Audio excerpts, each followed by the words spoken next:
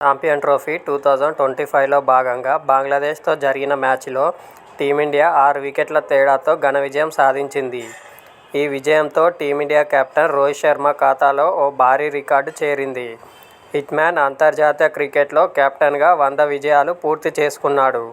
తద్వారా ఆసీస్ మాజీ captain Ricky పాంటింగ్తో కలిసి అత్యంత వేగంగా ఈ ఘనత సాధించిన కెప్టెన్గా రికార్డు నెలకొల్పాడు.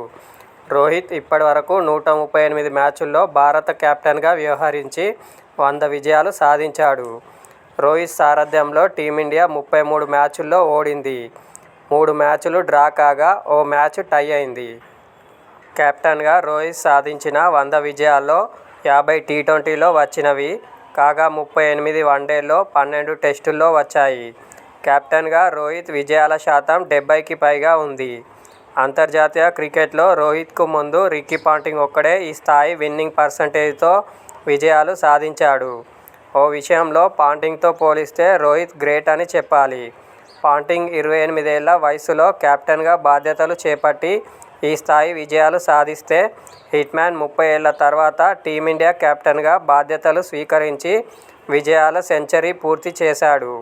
అంతర్జాతీయ క్రికెట్లో 30 ఏళ్ల వయసు తర్వాత 100 విజయాలు సాధించిన ఏకైక కెప్టెన్గా హిట్మ్యాన్ రికార్డు నెలకొల్పాడు.